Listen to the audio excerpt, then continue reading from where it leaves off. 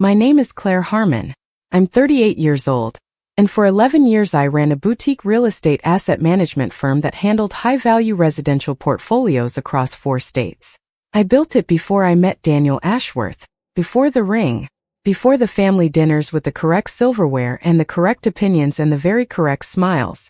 I built it from a 1-bedroom apartment in Atlanta with a second-hand desk and a client list of 3. By the time I walked into that dining room in Greenwich, my personal net worth sat at $2.9 million. They didn't know that.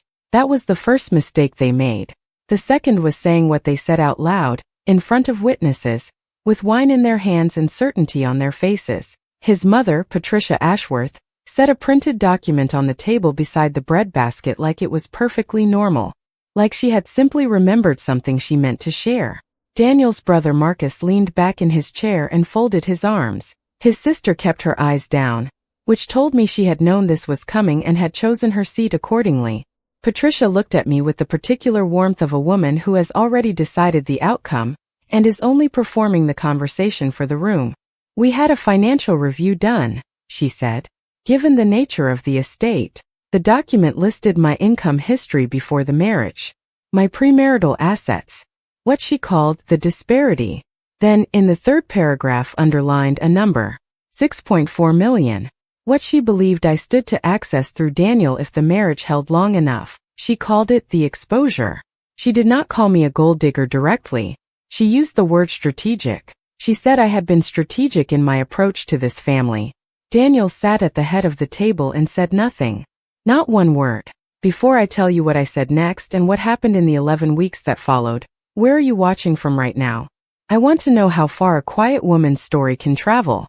I drove home alone that night because I needed 45 minutes of silence more than I needed anything else. No music, no phone calls, just the highway and the particular kind of clarity that arrives when someone finally shows you exactly who they are after you spent years giving them the benefit of the doubt. Daniel texted at 10:47 p.m.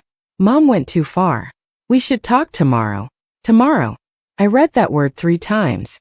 A woman gets called strategic in front of his entire family over a breadbasket, and he needed until tomorrow. I set the phone face down and did not answer until morning. When I did, I kept it short. "I agree we should talk. I'll be home by noon." His follow-up came within 2 minutes. "Don't make this bigger than it is. Don't make this bigger than it is." That sentence went into a folder in my mind I keep for moments when I need to remember why I made the decisions I made. I did not sleep well. I was up at 5:15 in a gray pullover at my kitchen island with a yellow legal pad, and the kind of focus that only comes when fear burns clean enough to become strategy. I wrote one question at the top of the page. What do they think they have, and what do they actually have? The answer took me 20 minutes to map out. They thought they had leverage. They thought the prenuptial agreement Daniel's family attorney drafted 2 months before our wedding was a clean wall between me and the Ashworth estate. They thought the language around individually held assets and premarital property protected everything that mattered to them. They had circled their wagons and assumed the fence line was where they drew it. What they had missed, because Patricia had hired her attorney and I had hired mine, was a 4-page addendum, negotiated quietly, signed by both parties before the wedding. My attorney had insisted on it. I had agreed because I had read enough asset agreements in my professional life to know that the document people feel confident about is rarely the document that matters. The addendum addressed specifically 3 things: the appreciation value on 2 jointly titled investment properties we had purchased during the marriage, a co-managed private equity position initiated in year 2, and the right of first refusal on a commercial real estate parcel in Charleston that Daniel had brought to me as a partnership opportunity and which had, by that Greenwich dinner, appraised at $1.3 million above purchase. Patricia's review had looked at what I came in with. It had not looked at what I had built inside the marriage that was legally mine to walk away with. I called my attorney Diane Cho at 7:15 a.m. She had seen the prenup. She had written the addendum. She picked up on the second ring and said, "I was wondering when this call was coming." That was the first time I felt something shift from devastation toward direction. The weeks that followed were not dramatic. That is the part people always get wrong about this kind of story. There is no soundtrack, no montage, just a woman at a desk making methodical decisions with very clean hands. I moved out of the Greenwich house and into a furnished short-term rental in Stamford. 2 bedrooms. Serviceable kitchen. Good light in the mornings, which mattered more than I expected. I worked from the 2nd bedroom with a folding table, my laptop, and a framed print I had bought years before that said nothing inspirational. I just liked the colors. That print became the only personal thing in the room for the first 3 weeks, and somehow that felt right. I had taken nothing from the house except my professional files, my personal financial records, and a black duffel bag of clothes. I had left the good dishes, the art we had chosen together, the furniture I genuinely loved, not because I was being generous, because I was being precise. I didn't want what could be argued over. I wanted what the documents clearly said was mine. Diane filed the formal notice of separation on a Tuesday morning. By Wednesday afternoon, Patricia Ashworth had retained a second attorney. I know because that attorney called Diane before noon with what he described as a clarifying inquiry about the addendum's enforceability. Diane described his tone as surprised. I imagine it was, have you ever worked quietly on something for years, not because you planned a specific outcome, but simply because you believed in doing things correctly? And then one day the correctness becomes the armor you didn't know you were building? That was what those documents were.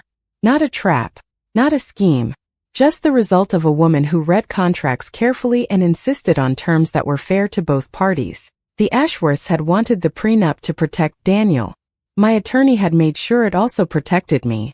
That is not strategy. That is basic professional competence. The fact that they had confused those two things was their problem, not mine. By the end of week 3, Diane had filed the claims on the joint investment properties, initiated the valuation process on the equity position, and formally exercised the right of first refusal on the Charleston parcel. That was when Daniel called from a number I didn't recognize because I had stopped answering his regular line. I was sitting in a parking garage outside a title company when the unfamiliar number came through. I almost let it go. Something made me answer. Claire. His voice had lost the particular confidence it usually carried. That confidence had always been architectural, built on foundations he had inherited, not laid himself. Without the foundations holding, it sounded thin. Daniel, I said. Mom didn't mean it the way it came out. I looked at the concrete pillar in front of my car, and let the silence last long enough to be useful. She had a report done, I said finally.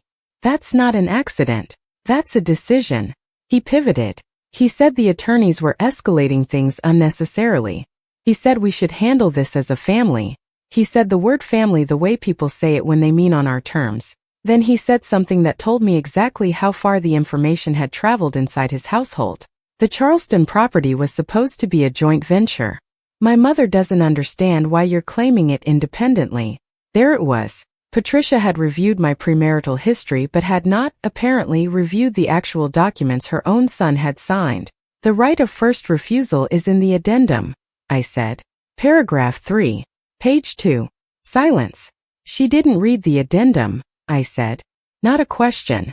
More silence. Then, her attorney is looking at it now. I know, I said. He called Diane yesterday. I heard something shift in his breathing.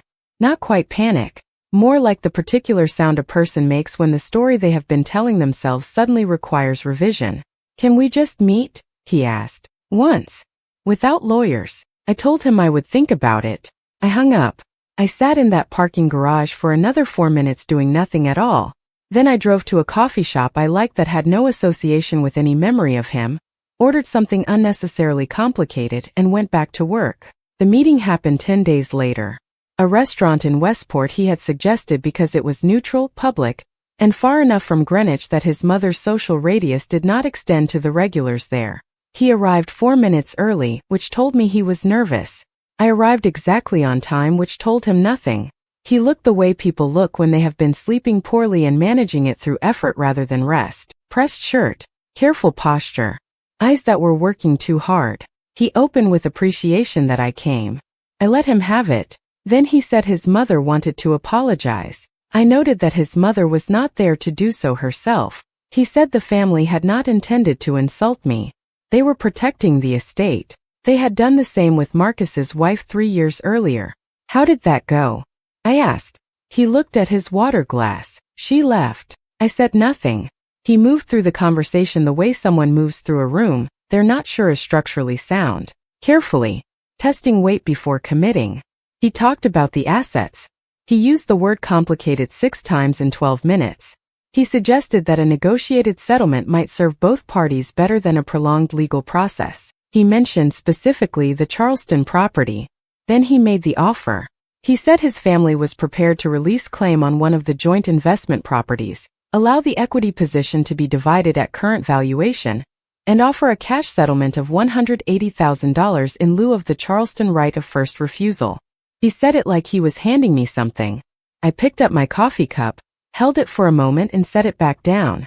Daniel, I said, the right of first refusal on Charleston is worth $1.3 million above purchase price at current appraisal.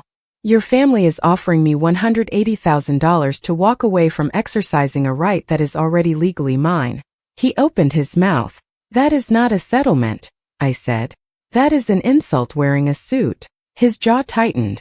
For just a second I saw something I recognized from early in our marriage, the look he got when he knew he was wrong but hadn't yet decided to admit it. He had, I think, genuinely believed the number would work. Someone had told him it was reasonable. That someone had very clearly not read the addendum.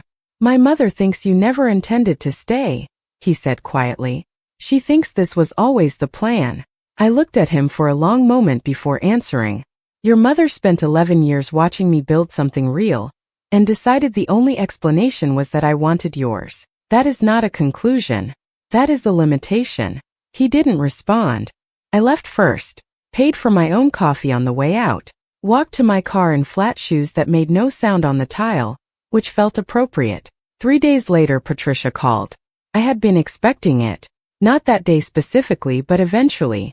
There are women who believe their voice in a room changes outcomes, and Patricia Ashworth had spent her entire life being right about that. She had never been in a room where it didn't work. I think that was the actual problem. She opened with warmth she did not feel and authority she still believed she had. Claire, this has become unnecessarily adversarial. I think if we spoke woman to woman, without the attorneys reframing everything. Patricia, I said, what would you like to say? A brief recalibration.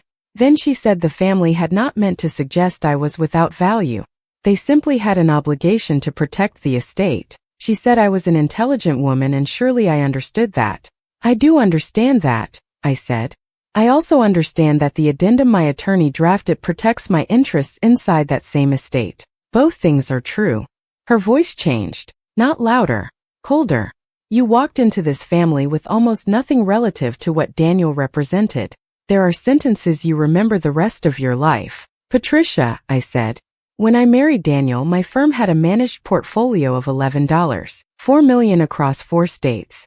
I had been operating profitably for 9 years. What I walked into your family with was more than your attorney thought to look for. Silence. The specific silence of a woman recalculating. That can't be right, she said finally. And her voice, for the first time in 11 years, sounded small. The documents are filed, I said. Diane will send whatever is needed. I did not hang up dramatically. I said goodbye. I set the phone down.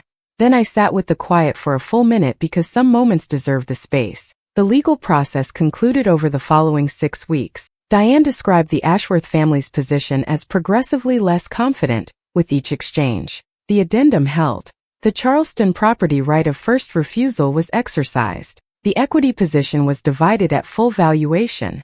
The joint investment properties were resolved under terms that my attorney described as favorable, and I described as correct. I did not take Daniel's last name back when the divorce was finalized. I had kept my own throughout the marriage, which had bothered Patricia in a way she had never directly said but had made clear through 11 years of address labels that arrived at the house with the wrong name on them. Whitaker response. Harmon Group. The detail did not matter. The principle did. What I walked away with was not a number, though the number was significant. What I walked away with was the documentation that I had never been what they said I was. Every file, every signed agreement, every appraised asset told the same story. She came in with her own. She built more inside. She left with what the contracts clearly stated was hers. No more. No less. My firm had slowed during the months of the legal process. That was honest and expected. Sustained attention is finite and I had been spending mine carefully. But by month 4 after the filing, I had renegotiated 2 major client retainers, brought in a senior analyst I had been trying to recruit for 2 years, and signed a portfolio management agreement with a medical real estate group that became the largest single account in my company's history. The agreement letter arrived on a Thursday. The final line read, "We are engaging Harmon Group specifically because of the principal's track record and independent reputation." I printed it. I did not frame it immediately. I left it on my desk for 3 days, visible from wherever I sat in the room, before I found a frame that was plain enough to be honest. A month after that, I stood outside the new office I had leased on the 4th floor of a building in Stamford with clean sightlines and no history I had to manage. The signage had gone up that morning. Harmon Group Asset Management. My name. My lease. My risk. From the east-facing window, if the light was right, you could see the outline of the highway that ran toward Greenwich. I looked once. Then I looked at my desk, at the framed letter, at the whiteboard I had already covered in the clean logic of the next quarter. I had not left with everything they were afraid of losing. I had left with everything I had already built. Those are not the same thing. The distinction matters. It is the difference between taking and knowing, between theft and record, between the story Patricia told about me and the documents that told the truth. Daniel never fully understood that.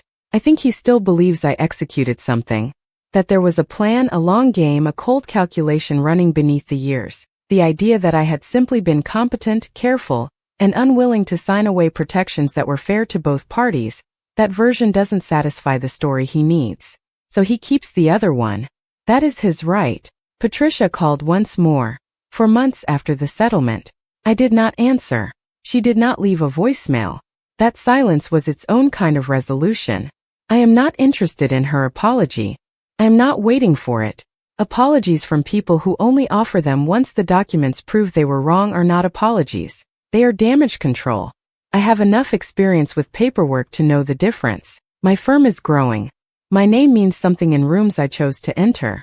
I sleep well in a city that is mine because I pay my own rent and answer to no family's opinion of what I came in with. That is what I want to leave you with before we close. Not the money. Not the legal win.